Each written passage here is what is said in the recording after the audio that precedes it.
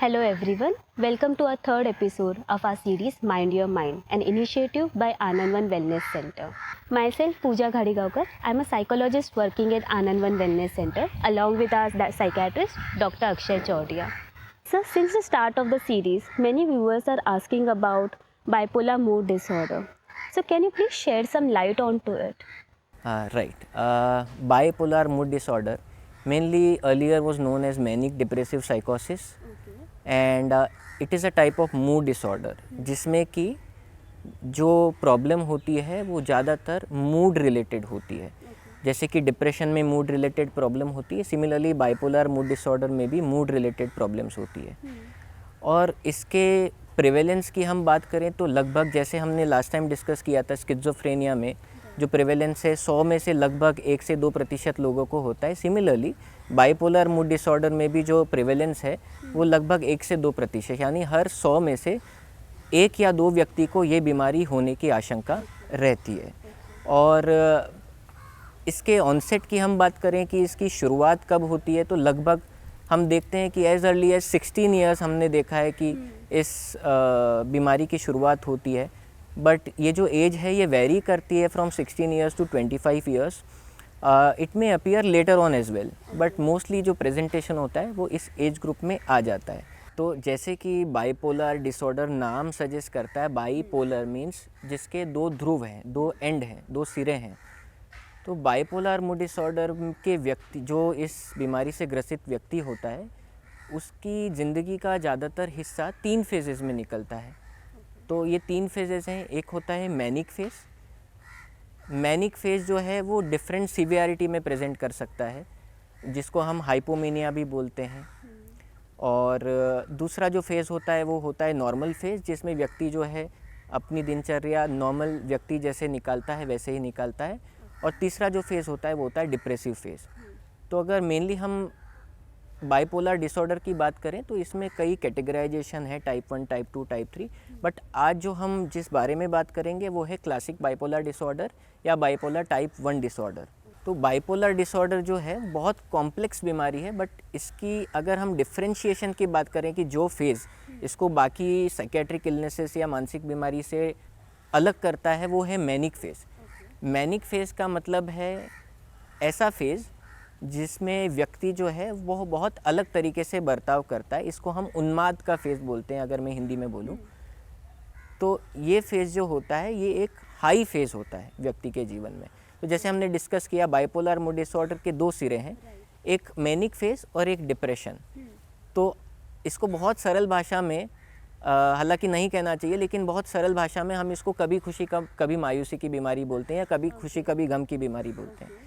तो ये जो मैनिक फेज़ या उन्माद का फेज़ है, तो ये जो फेज़ है ये इसको बाकी बीमारियों से अलग बनाता है. और ये फेज़ ही इसके बारे में ऐसा है कि ये इसीलिए ये बीमारी इतनी इंटरेस्टिंग लगती है लोगों को. इसके बारे में कई मिथ्स हैं कि नॉर्मल मूड फ्लक्चुएशन में भी लोग बोलते हैं कि अरे तू बाइपोलर जैसा बिहेव कर रहा है, तुझे मेनिया हो गया है, तू मेनिया में है. तो इस टर्म का बहुत मिसयूज़ कहीं ना कहीं होता है इस फेज़ की वजह से. तो मैनिक फेज़ की अगर हम बात करें तो मैनिक फेज़ के कई लक्षण हैं. सर ये मैनिक फेज़ क्या रहता है, आप उसके बारे में थोड़ा बता सकते हैं हमें? राइट. तो मैनिक फेज़ जो है उसके 2 एकदम मुख्य लक्षण हैं. एक है परसिस्टेंटली एलिवेटेड मूड, यानी कि लगातार उत्साह में रहना, लगातार खुशी के दौरे में रहना या लगातार चिड़चिड़ा रहना. परसिस्टेंटली एलिवेटेड मूड या परसिस्टेंटली इरिटेबल मूड. तो इसमें व्यक्ति जो है बहुत ज़्यादा हर्षोल्लास में रहता है, उत्साह में रहता है. कई बार उसकी कोई वजह नहीं होती है, वो अपने आप में ही बहुत ज़्यादा मगन और बहुत ज़्यादा खुश रहता है. कई बार वो खुशी को जो जाहिर करने की प्रवृत्ति होती है वो कई बार उनके लिए ट्रबलसम हो जाती है, क्योंकि वो लोगों से मिलना, लोगों से बातचीत करना, बड़ी बड़ी बातें करना या बहुत ज़्यादा स्ट्रेंजर्स के साथ में घुल मिल जाना, इस तरह से ये जो एलिवेटेड मूड है ये प्रेजेंट करता है. और दूसरा जो इसका मुख्य लक्षण है वो ये है कि इंक्रीज्ड गोल डायरेक्टेड एक्टिविटी, यानी किसी एक काम के प्रति उसकी लगन या उसकी निष्ठा हम जिसको बोलते हैं वो इतनी बढ़ जाती है कि हमको लगने लगता है यार ये क्या हो रहा है इसके साथ में, पहले तो ऐसा नहीं करता था। गोल डायरेक्टेड एक्टिविटी तो यूजुअली अच्छा माना जाता है। हाँ, बट ये जो गोल डायरेक्टेड एक्टिविटी होती है वो बहुत अति में होती है। अति में इसलिए क्योंकि इस एक्टिविटी को करते करते व्यक्ति अपनी भूख, प्यास, नींद सब कुछ त्याग कर देता है। तो उसमें उसका ज़्यादातर समय उसी चीज़ के प्रति जाता है, चाहे कुछ लोगों में रिलीजियस ज़्यादा हो जाना हो, या कुछ लोगों में किसी एक पर्टिकुलर, सपोज़ कोई आर्टिस्ट है तो आर्टिस्ट रिलेटेड वर्क जो है उसका वो बढ़ जाता है, या कोई डांसिंग करता है रेगुलरली तो वो डांस रिलेटेड एक्टिविटी उसकी बढ़ जाती है, या कोई व्यक्ति सिंगिंग है तो सिंगिंग रिलेटेड एक्टिविटी उसकी इतनी बढ़ जाती है कि वो नॉर्मल उसके जो रूटीन है, उसका जो नॉर्मल बिहेवियर है उसके काफ़ी विपरीत या उससे बहुत बड़ा चढ़ा करके होता है। तो इन दो लक्षणों से हम इसको डिफरेंशिएट करते हैं। तो ज़्यादातर लोगों में जो एक मेनिक फेज़ में होते हैं उनमें ये दो लक्षण हमको देखने को मिलते हैं। इसके अलावा इस बीमारी में और क्या अलग है? हाँ, इसमें कई और भी लक्षण हैं जो हमको ध्यान रखने चाहिए। इसमें एक ये लक्षण मुख्य है कि there is decrease need for sleep, यानी नींद की आवश्यकता ही कम हो जाती है। कुछ लोगों में होता है कि नींद नहीं आती है तो वो थका हुआ महसूस करते हैं, अच्छा महसूस नहीं करते हैं, या उनका पूरा दिन अच्छा नहीं निकलता है। बट जो मेनिक फेज़ में जो व्यक्ति जो इस फेज़ से ग्रसित है उसकी ओवरऑल नींद की रिक्वायरमेंट कम हो जाती है, यानी कि वो कम सोएगा, वो 2 घंटा सोएगा, 3 घंटा सोएगा, हो सकता है बिल्कुल ना सोए, उसके बावजूद भी वो व्यक्ति जो है वो पूरी एनर्जी के साथ अपना दिन गुजारता है, पूरी एनर्जी के साथ में अपने काम करता है, और उसको देख करके आप कभी भी ये बता नहीं पाओगे कि इस व्यक्ति की नींद नहीं हुई है। तो एनर्जी हमेशा हाई रहती है in spite of reduce sleep, यानी नींद की कमी होती है और व्यक्ति भी वो ये बताता नहीं है कि मुझे नींद की कमी से कोई प्रॉब्लम हो रहा है। तो ये इसका एक और लक्षण है। दूसरा इसका लक्षण हम देखते हैं कि जनरली बड़ी बड़ी बातें करना बढ़ जाता है, बिग टॉक्स जिसको हम बोलते हैं। तो ऐसे में वो व्यक्ति अपनी पहचान बड़े व्यक्तियों से बताता है कि मेरी पहचान जो है वो प्रधानमंत्री से है, मेरी पहचान बड़े बड़े मंत्रियों से है, या पुलिस ऑफिसर मेरे आगे पीछे काम करते हैं। इस प्रकार की सारी बड़ी बड़ी बातें करना, या बहुत बड़े बड़े प्लान्स बनाना, जैसे कि मैं करोड़ों का बिज़नेस करूँगा, या मैं अरबों का बिज़नेस करूँगा, या कोई एक पर्टिकुलर सिटी है वो सब मेरे अंडर है, या मेरे इशारे पे सब काम करते हैं। इस तरह की बड़ी बड़ी बातें करना जो कि वास्तविकता में पॉसिबल नहीं है, हम सब लोग जानते हैं। या उसके जो इकोनॉमिकल बैकग्राउंड है उसके काफ़ी विपरीत है। तो ऐसी बड़ी बड़ी बातें करना उनका बढ़ जाता है। कई लोग जो होते हैं उनमें खर्च करने की प्रवृत्ति बहुत ज़्यादा हो जाती है, जिसको हम स्पेंडिंग स्प्री बोलते हैं। तो ऐसे में बड़े बड़े लोन ले लेना, कई गाड़ियाँ ले लेना, कई तरह के खर्चे जो अननेसेसरी है, जिसकी रिक्वायरमेंट नहीं है, जिनकी ज़रूरत नहीं है, वैसे खर्चे वो लोग करने लगते हैं। अननेसेसरी बाइंग एक्स्ट्रा क्लोथ्स जिसकी रिक्वायरमेंट नहीं है, इलेक्ट्रॉनिक गैजेट्स बाय करना एक्स्ट्रा जिसकी रिक्वायरमेंट नहीं है। कई बार ये बिहेवियर इस हद तक निकल जाता है कि वो होर्ड करने लगते हैं इन सारी चीज़ों को, और घर वाले काफ़ी परेशान हो जाते हैं उनके। ये सारे लक्षण जो है इसके बारे में तो देखा है पेशेंट्स को, पर इसके अलावा एक जो लक्षण हमने देखा है कि ये लोग बहुत बातें करते हैं। राइट। तो ये जो बात करने की प्रवृत्ति है इसको हम प्रेशर ऑफ स्पीच बोलते हैं या इंक्रीज टॉक बोलते हैं। ये जनरली हमको समझना पड़ेगा कि जो हम बोलते हैं वो हमारे विचारों का एक प्रेजेंटेशन होता है, क्योंकि जो हमारे दिमाग में है वही हमारी स्पीच में आता है जनरली। तो ये जो प्रेशर ऑफ स्पीच है या जो बोलने की प्रवृत्ति है, इसमें ना केवल वॉल्यूम बढ़ता है बोलने का, यानी नंबर ऑफ़ वर्ड्स बहुत ज़्यादा बढ़ जाते हैं, बल्कि टोनल क्वालिटी भी चेंज हो जाती है। उसमें बहुत प्रेशर रहता है, उस टोन में वॉल्यूम थोड़ा सा हाई रहता है। और कई बार हमने देखा है कि इसमें बहुत डिफ़िकल्ट होता है सामने वाले को इंटरप्ट करना, यानी वो जब बोल रहे हैं तो उनको रोकना बड़ा मुश्किल है। चाहे आपके पास कोई भी सवाल हो, आप किसी भी कॉन्वर्सेशन में होंगे, वो व्यक्ति बोलता हुआ रुकेगा नहीं जब तक कि आप बहुत प्रेशर से इंटरप्ट नहीं करेंगे, या इंटरप्ट करने के बाद भी हो सकता है कि वो ना रुके। तो इसको हम प्रेशर ऑफ स्पीच बोलते हैं। और जो थॉट्स की मैं बात कर रहा था वो इसलिए होता है क्योंकि हमारे दिमाग में वो जो ये जो व्यक्ति है जो इससे ग्रसित है, उसके दिमाग में थॉट्स या विचार इतनी तेज़ी से चलते हैं, जिसको हम रेसिंग ऑफ थॉट्स बोलते हैं या फ्लाइट ऑफ आइडियाज़ बोलते हैं। वो विचार इतनी तेज़ी से चलते हैं कि वो स्पीच में आते हैं, और स्पीच में हमने देखा है कि कई बार इतना प्रेशर होता है कि हमको वो कॉम्प्रिहेंसिव नहीं लगता, यानी उसको हम समझ नहीं पाते हैं कि वो क्या बोल रहा है। और कई बार हम देखते हैं कि स्पीच इतनी फास्ट होती है कि वो स्लर्ड हो जाती है, या जिसको हम तुतलापन बोलते हैं, तो वो आ जाता है जिसमें उस सेंटेंस को समझना बड़ा मुश्किल हो जाता है। तो ये होता है फ्लाइट ऑफ आइडियाज़ या प्रेशर ऑफ स्पीच, जो कि एक मुख्य लक्षण है इस बीमारी का। ओके सर, ये बीमारी में आपने बोला कि दो और है, एक जगह मेनिया है, एक जगह डिप्रेशन है, तो ये कितने फ्रीक्वेंटली शिफ्ट्स हम देखते हैं पेशेंट्स? हाँ, तो ये जो इलनेस होती है, this is an episodic illness, यानी एपिसोड्स होते हैं। जैसे एक फेज़ आएगा जो मेनिक फेज़ होगा, एक फेज़ आएगा जो डिप्रेसिव फेज़ होता है, और कुछ फेज़ ऐसा भी होता है व्यक्ति की लाइफ में जो कि नॉर्मल फेज़ होता है। तो मेनिक फेज़ में हमने जनरली देखा है कि 3 से 6 महीने तक ये मेनिक फेज़ रहता है। बट इसका ट्रीटमेंट करना बहुत ज़्यादा ज़रूरी हो जाता है, क्योंकि इसमें रिस्क बहुत बढ़ जाती है। व्यक्ति का गलत आचरण सामाजिक रूप से उसको परेशानी में डाल सकता है। व्यक्ति, जैसे मैंने बताया कि ज़्यादा खर्च करने की जो प्रवृत्ति होती है वो उसको मुश्किल में डाल सकती है। उसके अलावा जो ज़्यादा बात करने की प्रवृत्ति है वो सामाजिक रूप से उसको मुश्किल में डाल सकती है। और गोल डायरेक्टेड एक्टिविटी भी कई बार हमने देखा है कि वो इतनी इंटेंस होती है कि उसमें व्यक्ति अपना खाना भी उससे कॉम्प्रोमाइज़ कर लेता है, अपने रूटीन से भी कॉम्प्रोमाइज़ कर लेता है, सेल्फ केयर से भी कॉम्प्रोमाइज़ कर लेता है। तो इसलिए मेनिक फेज़ का ट्रीटमेंट करना बहुत ज़रूरी हो जाता है। हालांकि जैसे मैंने बोला 3 से 6 महीना ये चलता है, even if it is untreated it will settle down after some time, but ये मेनिक फेज़ को संभालना बड़ा मुश्किल होता है। अच्छा, इसमें एक लक्षण ये भी है कि उस व्यक्ति में, जैसे हमने बोला एक्साइटमेंट का दौर रहता है, तो ग्रूमिंग भी बहुत ज़्यादा बढ़ जाती है। बहुत ज़्यादा सज धज के रहना, बहुत ज़्यादा ग्रूम रहना, जो कि पहले उसके आचरण में नहीं था। व्यक्ति अगर पहले सादा रहता था तो उसका पार्लर्स में जाना या उसका ग्रूमिंग सैलून्स में जाना, ये सब चीज़ें बढ़ जाती है। कपड़ों के ऊपर खर्चा बढ़ जाता है, नए नए शूज़ लेना, नए नए कपड़े लेना, सूट बूट पहन करके रहना जिसका कोई मतलब नहीं है उस कॉन्टेक्स्ट में, उस पर्टिकुलर सिचुएशन में। तो ये सारी चीज़ें भी होती है। तो ये मेनिक फेज़ है जो 3 से 6 महीने चलता है, और जो दूसरा फेज़ है जो डिप्रेसिव फेज़ होता है वो लगभग 6 से 9 महीने हम नेचुरल साइकिल में वो चलता है।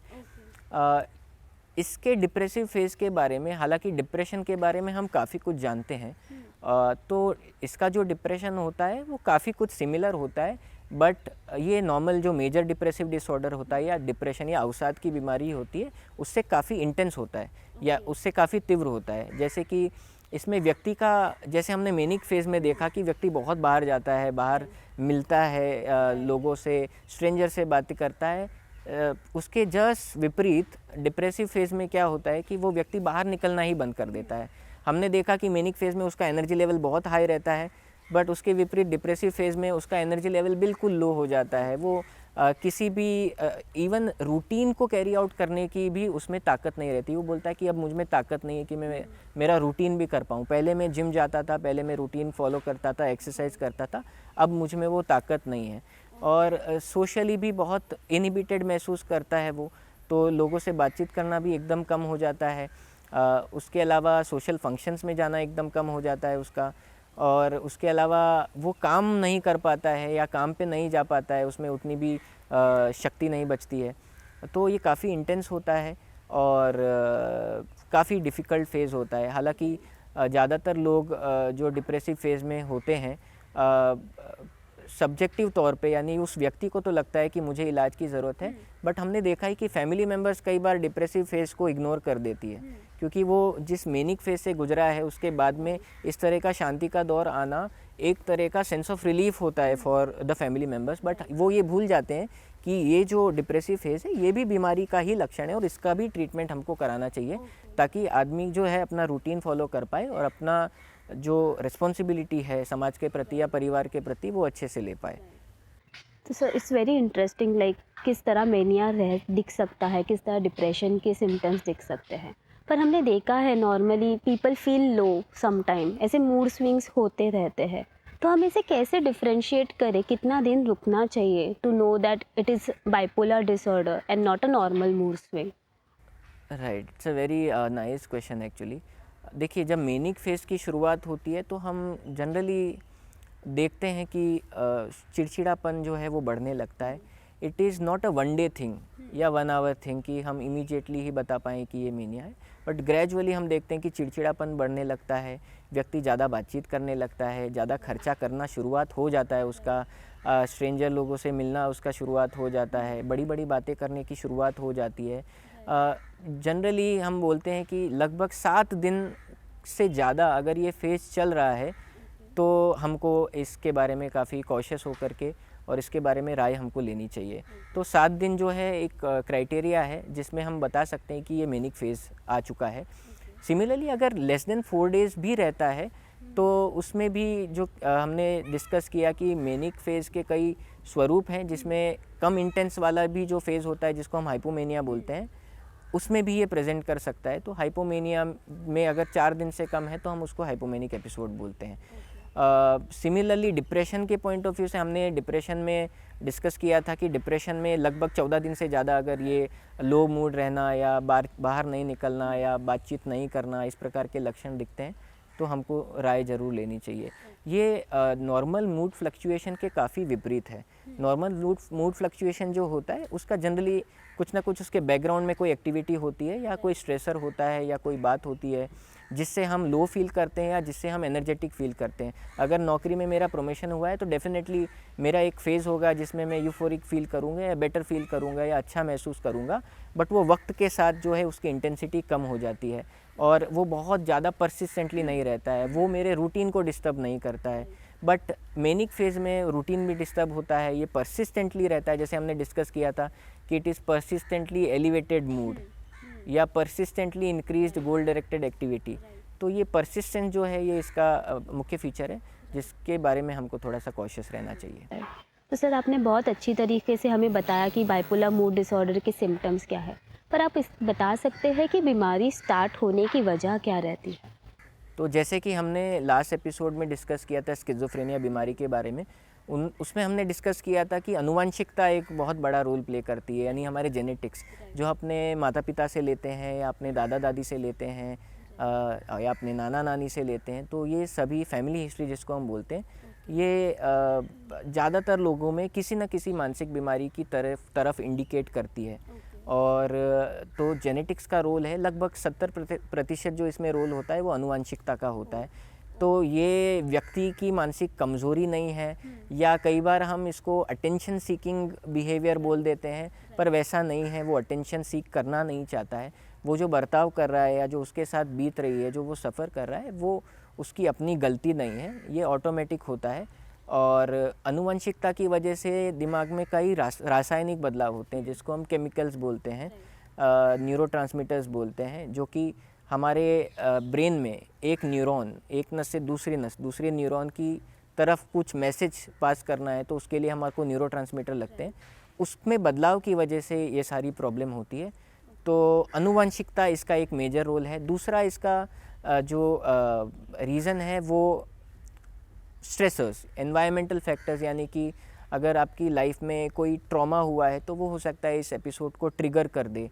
और हमारा सोशल सपोर्ट कैसा है, हमारा फाइनेंशियल कुछ प्रॉब्लम चल रहा है क्या, हम परसिस्टेंट स्ट्रेस में हैं क्या, हमारा रूटीन कैसा है। कई बार हमने देखा है कि मेनिक फ़ेज़ कम नींद की वजह से ट्रिगर हो जाता है, जैसे कि कई व्यक्ति हैं जो अच्छे से मेंटेन होते हैं दवाइयों पे, कई व्यक्ति मेनिक फ़ेज़ जिनका निकल चुका होता है, जब वो किसी शादी फंक्शन को अटेंड करते हैं, या हमने कई बार देखा है कि रात्रि जागरण होता है हमारे कल्चर में, तो उसको अटेंड करते हैं, रूटीन डिस्टर्ब होता है, तो मेनिक फ़ेज़ जो है वो आने की संभावना बढ़ जाती है।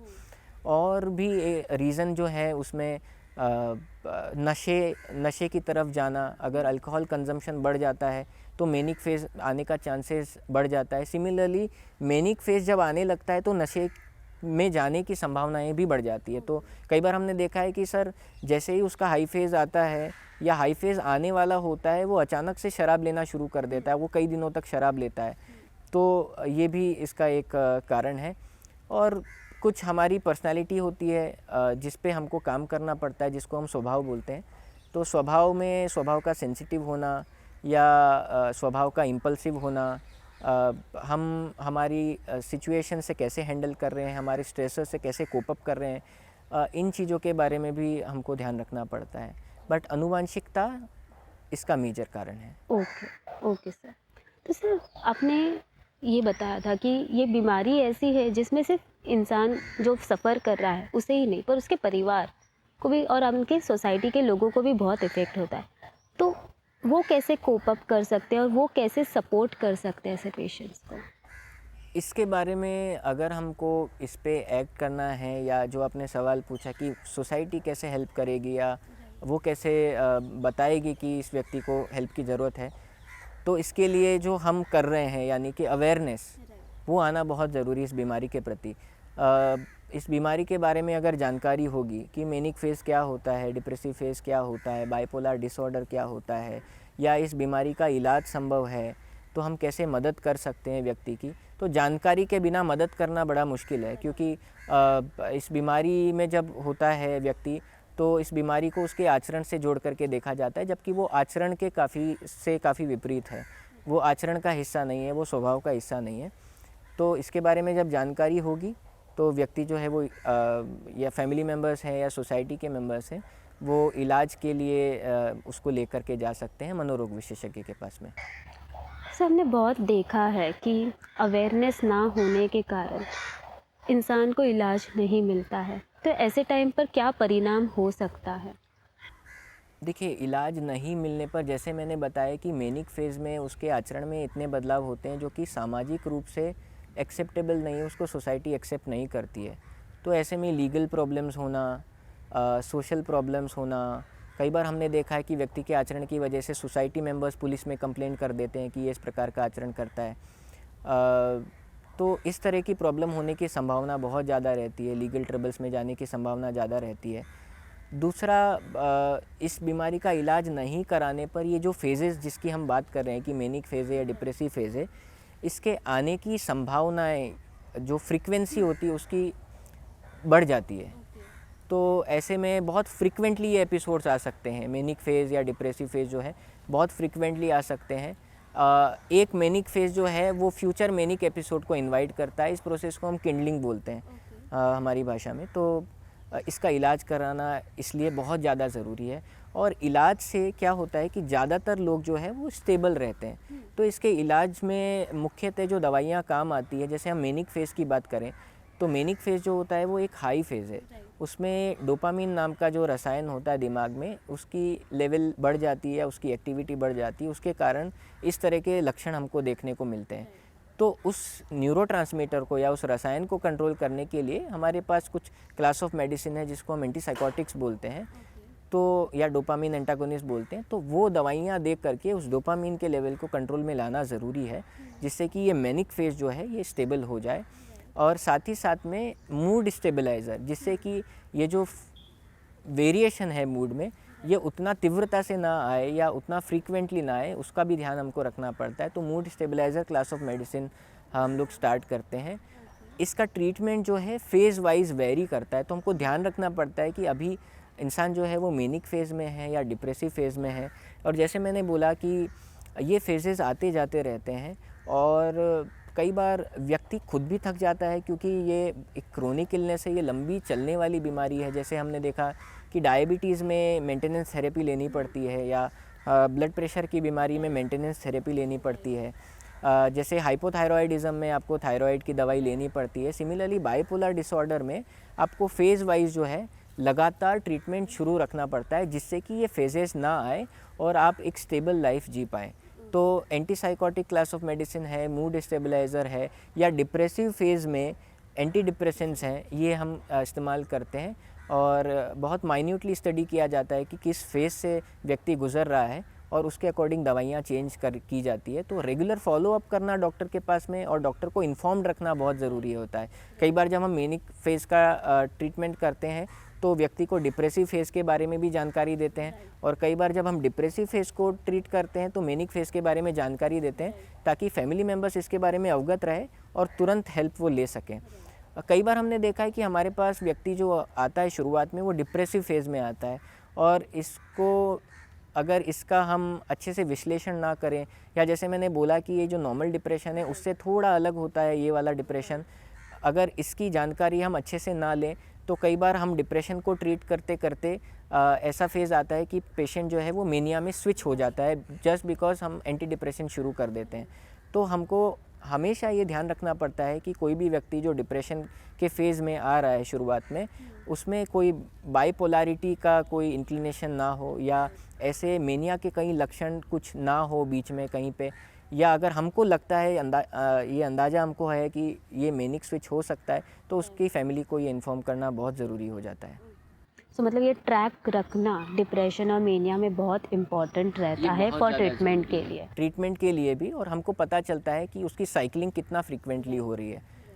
जो साइकिलिंग होती है, जैसे मैंने बोला कि 3 महीने मेनिया, 6 महीना डिप्रेशन, इस प्रकार से हो सकता है व्यक्ति को कई सालों तक कोई एपिसोड ना आए, ये भी एक संभावना है। या हो सकता है व्यक्ति को हर साल एक एपिसोड आए मेनिया का, या हो सकता है व्यक्ति को एक साल में कई बार वो एपिसोड आए। तो इसको हम रैपिड साइकिलिंग या अल्ट्रा रैपिड साइकिलिंग, इस प्रकार से हम टर्म देते हैं कि बहुत फ्रीक्वेंटली अगर ये साइकिलिंग होने लगती है तो उसका भी हमको इलाज उसी हिसाब से करना पड़ता है। सर, हमने देखा है कि many people have this myth कि ये साइकेट्री मेडिसिन एडिक्टिव रहती है, इससे इंसान सोया हुआ ही रहता है, और इस वजह से लोग ट्रीटमेंट के लिए नहीं जाते हैं।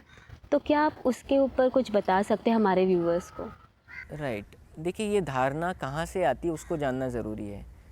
अगर किसी को फ्रैक्चर होता है तो हमारे पास प्रूफ है, हमारे पास एक्सरे है दिखाने के लिए कि इस व्यक्ति को फ्रैक्चर है और इसका ट्रीटमेंट करना चाहिए।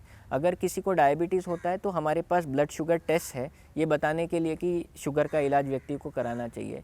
बट ज़्यादातर मानसिक बीमारियों में क्योंकि प्रमाण नहीं है हमारे पास में, क्योंकि कई बार व्यक्ति ये सब्जेक्टिवली महसूस करता है बीमारी को, और जो न्यूरोट्रांसमीटर्स, जो रसायन की मैं बात कर रहा हूँ दिमाग में, वो हमको दिखते नहीं है, ना ही सीटी स्कैन पे हमको नज़र आते हैं, ना ही एमआरआई पे नज़र आते हैं, ये इतने माइक्रोस्कोपिक होते हैं।